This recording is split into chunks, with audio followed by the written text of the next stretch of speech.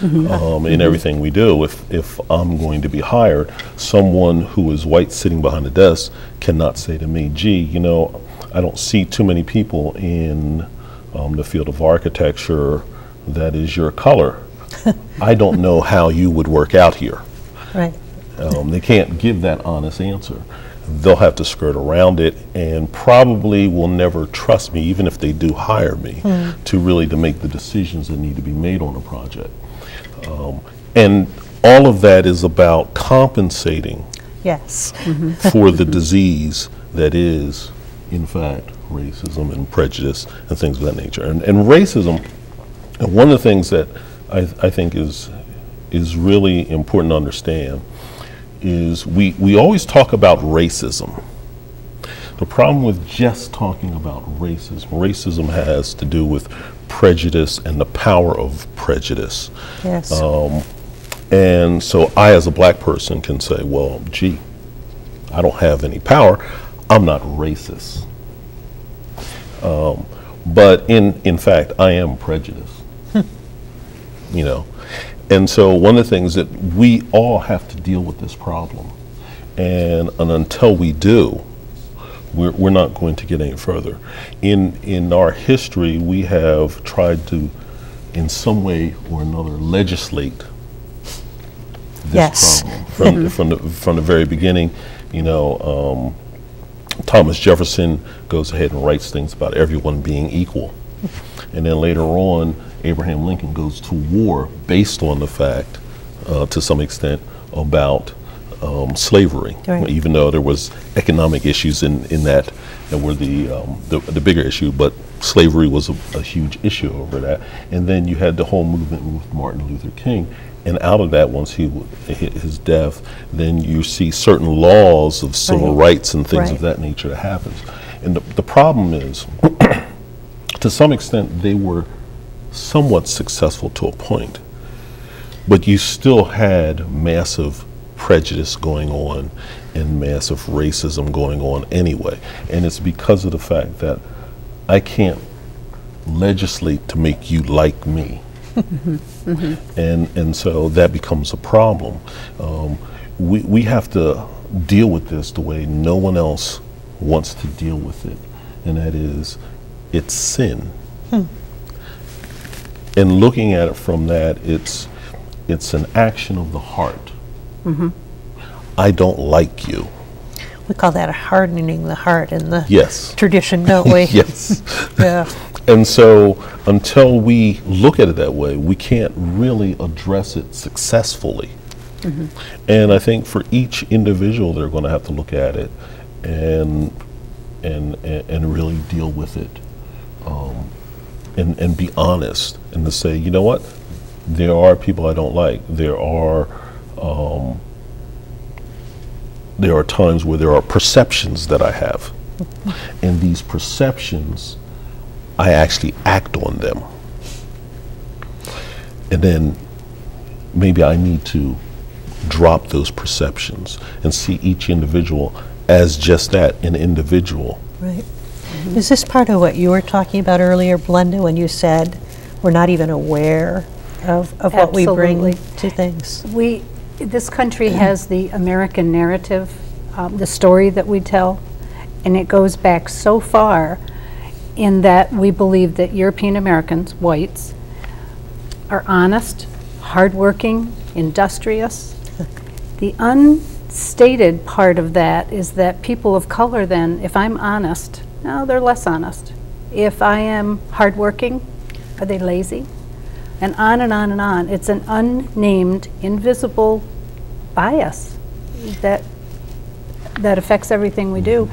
And if I say, as a good white person, that I want to fight racism, I want to help the victim, that doesn't work. It's not appropriate.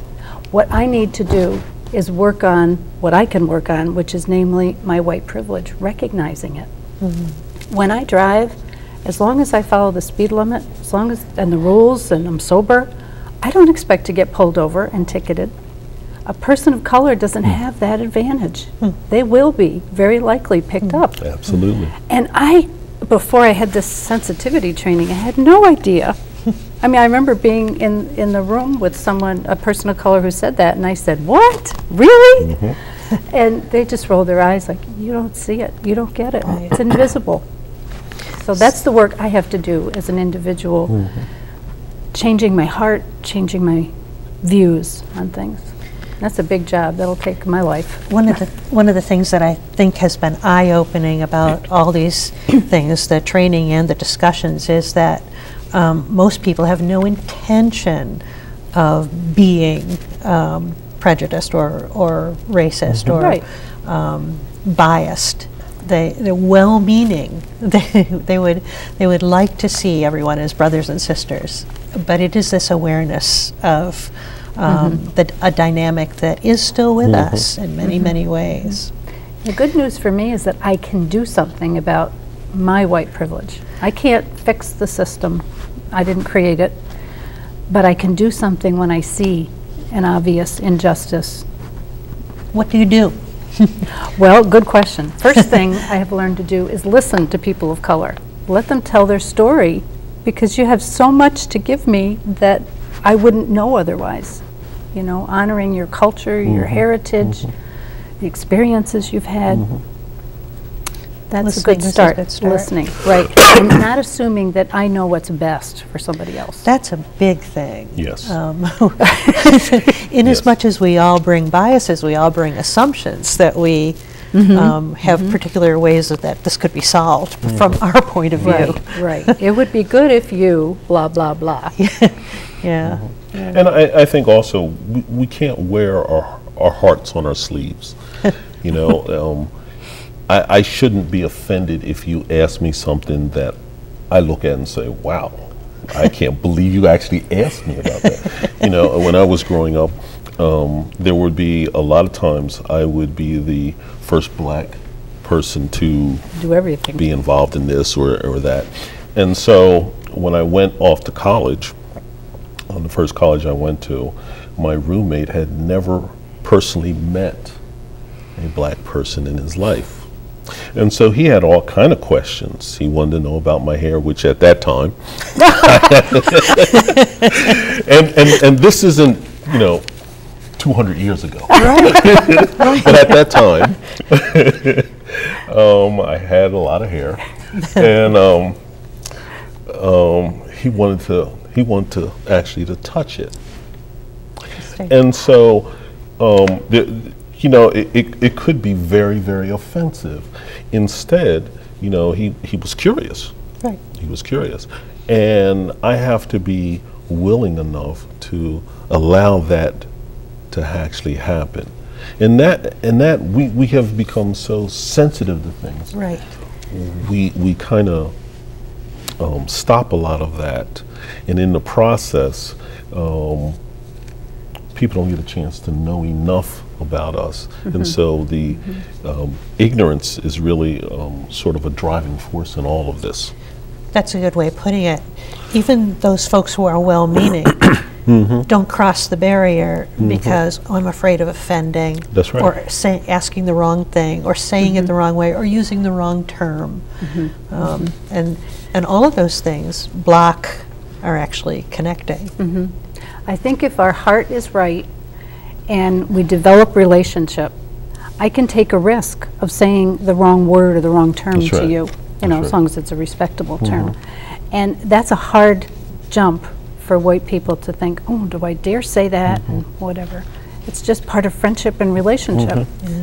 And that's another thing we can do, expand our circle of friends. And we tend to stick with our own. Well, we don't grow then. We don't learn the richness of somebody else's life.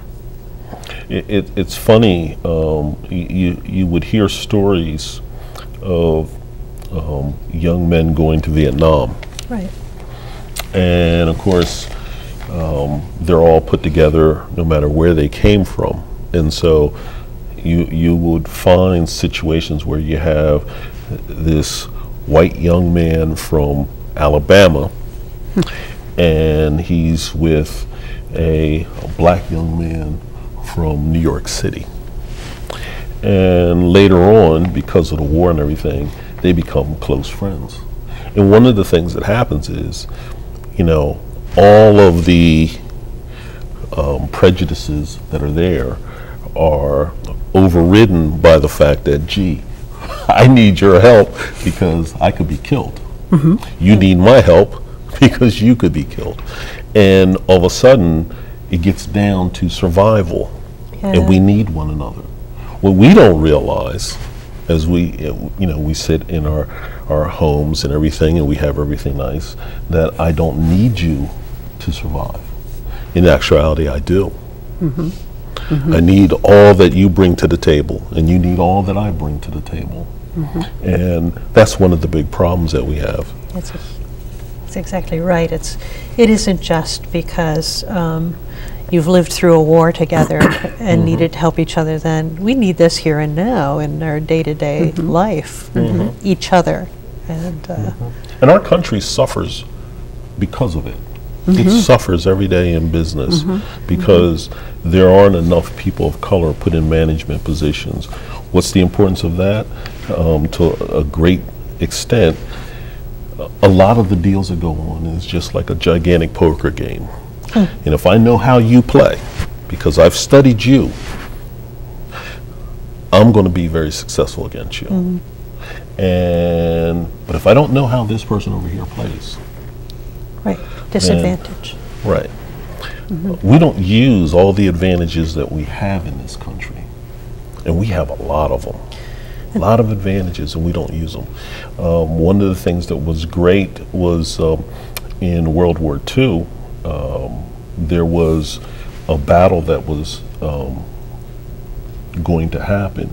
And I believe the American troops were sending their signals in a Native American tongue. And the Germans could not understand what was being said. And that was just one aspect of being able to use traits and characteristics of the people of this country. And when we think about it in contexts other than war or business, what if we understood each other on deeper levels in terms of solving massive overarching problems in our society and culture? And I think one of the things that white people, who are the dominant culture for sure, can do is ask who's at the table, who's making decisions, how do policies affect all people, not just white people and white institutions. So who's at the table is a vital question. I know you've both been part of settings where you've done some of this awareness training with other folks in churches and things, and it does seem to me that one of the key things is that we keep talking about it, not keep saying, oh, we're all colorblind, or going the simplified route of things, but that we keep talking about what this means to all of us in the world we live in today, would you say? Yeah, we definitely have to do that. And we do have to